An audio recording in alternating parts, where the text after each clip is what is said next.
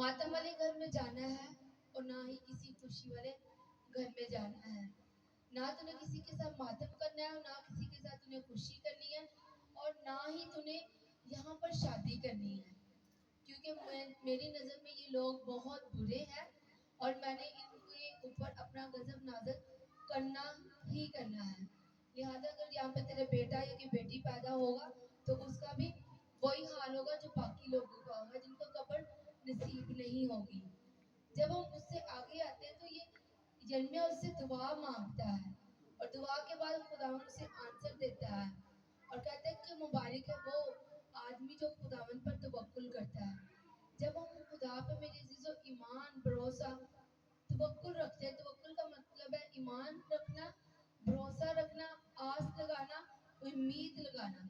हम सब सारे के सारे ये सारी चीजें अपने जिंदा खुदा पे रखते हैं तो फिर हम क्या है, हम मुबारक हैं। और कहते इसकी पहली आयत पे कहते हैं कि मालूम है वो आदमी जो किसी आदमी के जोरे बाजू पे तवक्कुल रखता है। समटाइम मेरे चीजों हम बातों ही बातों में कह देते हैं कि मेरी बेटी बड़ी होगी, ये मेरा जोरे बाजू है, या ये मेरा बेटा जवान हो गया है, ये मेरा जोरे बाजू है। लेकिन मेरी चीजों में आपको बताती चलूं इस तरह के लफ्ज भी अदा करना अच्छी बात नहीं है। खुदावन उसे लानती इंसान कह रहा है जो अपने भाई पे या अपनी बहन पे या किसी और अमीर आदमी पे तवक्कुल रख के बैठा हो, खुदा उसे लानती कहता है। वो कहता है मुबारक है वो जो खुदावन पे ईमान रखता है, तवक्कुल रखता है। वो कहता है वो उस दरख्त की मानद है जो पानी के करीब लगाया जाता है।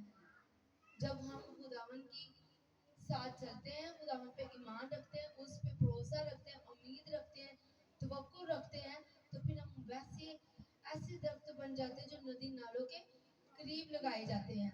और कहते हैं कि वो अपनी जड़ दरख्त की तरफ फैलाता है, यानी उसे कोई पानी दे या ना दे, दरिया से उसको पानी खुद ही मिलता रहता है।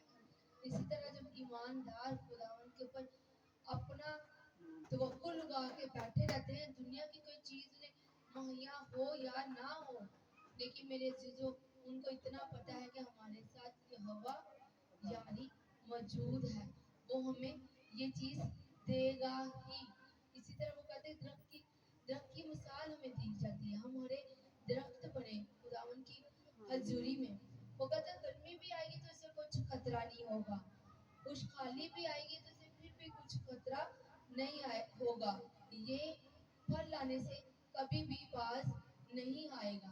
मेरे चीजों हम जैसे भी हालात होंगे, जंगों के हालात होंगे, महंगाई के हालात होंगे या कैसी भी गुर्बत होगी, काल होगी, लेकिन मैं और आप जो है वो कभी भी फल लाने से बाज नहीं होंगे।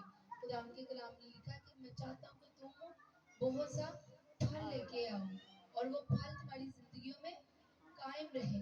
वो फल क्या है मेरे चीजों, दूसरों की एतमाददारी करनी, दूसरों की मदद करनी, दूसरों पर रहम करना, दूसरों के साथ अच्छे तरीके से पेश आना। हालात जितने भी नाजुक हो जाएंगे लेकिन हम फल लाने से कभी भी बाज नहीं आएंगे, हम वो काम करते ही रहेंगे।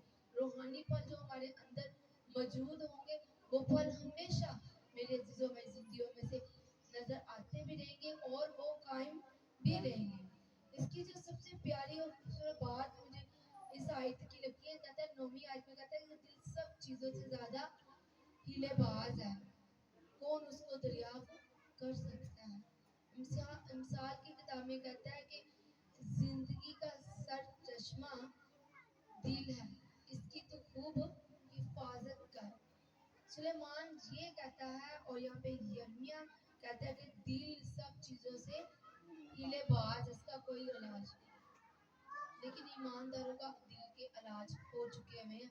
इस बात के लिए मैं आपको खुशखबरी देती हूँ, क्योंकि हमारे दिलों के अंदर मेरा और आपका खुदा रहता है, पाक रूह रहता है, हमारा दिल लाइलाज नहीं है। बहुत से लोग होते हैं समटाइम कहते हैं किसी और बंदे से हेल्प मांग लेते हैं या किसी और बंदे पे भरोसा रख लेते हैं। अगर उनसे बात की जाए, कहा जाए कि आपने एक अच्छा काम नहीं किया, आपको अपने खुदा पे भरोसा नहीं था, वो कहते जी दिल ने कहा कि मैं इससे मदद